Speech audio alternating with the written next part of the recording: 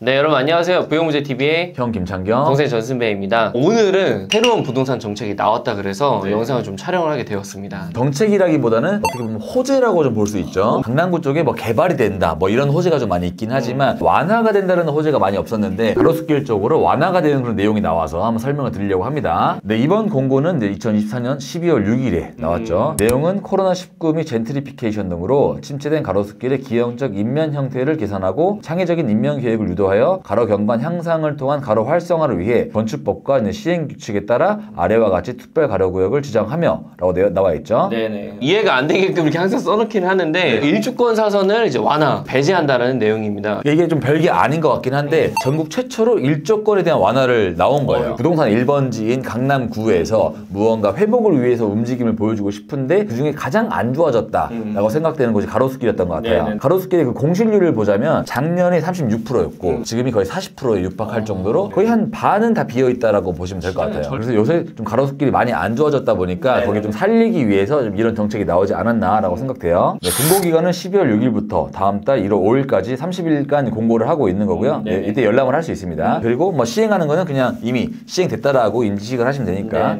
다시 핵심으로 넘어가자면 일조권을 다 알고 계실 거예요. 그쵸. 일조권 때문에 이제 햇빛을 받아야 되는 게 있는데 햇빛을 못 받을까봐 남쪽에서 오는 해를 받기 위해 북쪽에 있는 건물을 보호하려고 만든 게 일조권이죠. 이 그림을 보시면 최근에는 이제 여기가 북쪽이라고 했을 때 북쪽에 대한 남향의 일조권을 보장받기 위해 원래 이렇게 깎았던 부분을 이렇게 채워서 신축을 할 수 있다라는 거죠. 이거 잘 모르시는 분들은 이해가 안 될 수도 있을 거예요. 이 내용이 그 정도 채워가지고 무슨 도움이 되겠어라고 하는데 건물에서는 한 평도 엄청 중요하거든요. 대지가 큰 평수 같은 경우는 5평, 6평 정도 더 늘어날 수 있는 평수이기 때문에 진짜 어마어마한 수치라고 생각을 하시면 될 것 같습니다. 그리고 3종 일반 주거지역 같은 경우는 250%를 올리잖아요. 그럼 한 5층, 6층 정도로 올리는데 일조권이 잡혀 있으면은 한 3층부터 깎이기 시작해요. 용적률이 250% 다 못 받고 210% 정도밖에 못 받는 경우가 있었는데 다 받을 수 있게끔 바뀌는 규정이라고 보시면 됩니다. 건물이 약간 이해가 안 되시는 분들이 있을 것 같거든요. 가로수길 건물을 한번 먼저 보여주시면 좋을 것 같긴 해요. 네, 이런 건물들을 보시면 이렇게 깎였죠.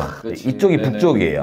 여기 일조권을 위해서 여기 깎인 건데 일조권이라는 게 주거에 대한 개념이에요. 잠을 자고 일어났을 때 해를 받아야 되는 건데 그걸 못 받으니까 그래서 일반 주거 지역에만 있는 게 일조권이잖아요. 하지만 사실 가로수길 라인은 주거 지역이라는 개념보다는 상업 용지다 보니까 일조권이 좀 필요 없는 지역이다라고 해서 좀 과감하게 만든 정책이지 않을까라고 생각을 하고 있습니다. 그리고 또 최근에 신축한 건물이 있는데 최근 신축한 건물인데 이거 보세요. 깎여 있죠. 만약에 이게 일조권을 적용 안 받았다면 그럼 훨씬 더 건물 활용도가 높았을 텐데 그게 이제 지금이야 적용이 됐습니다. 그래서 제가 어제 그 강남구청에다 직접 연락을 해봤어요. 적용하는 것도 엄청 쉽대요. 건축을 하게 되면 건축가에다가 심의도 받아야 되고 하다 보니까 설계랑 한 내용만 같이 보내주면은 심의 봐서 금방금방 통과가 된다고 얘기를 했고 이게 신축뿐만이 아니라 리모델링 전부 다 포함입니다. 사실상 깎여져 있는 부분을 다시 채우는 건 쉽지는 않을 것 같기는 해요. 늦지 않았나 싶긴 하지만 그래도 지금 바뀌었다라는 게 좀 고무적인 것 같고 제가 예상을 하는 거는 처음으로 이런 정책이 나온 거잖아요. 이게 1호인 건데 앞으로도 좀 주거 지역이 아니라 일반 주거 지역이지만 상업적인 공간이 있는 곳은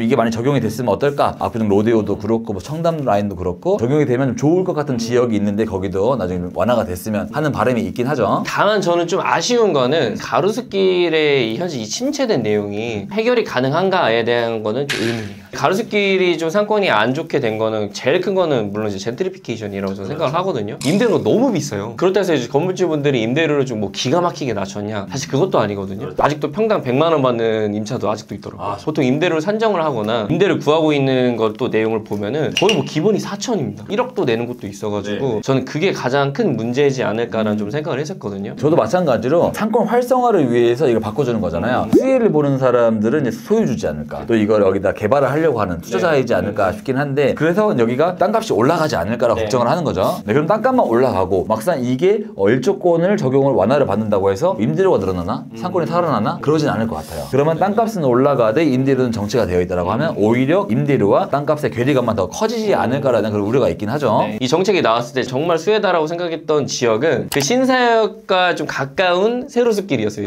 그 할리스 커피 리쌍 연예인분들이 가지고 있었던 건물이었었는데 그 건물 쪽이 가장 수혜를 받지 않았나 라는 좀 생각이 듭니다.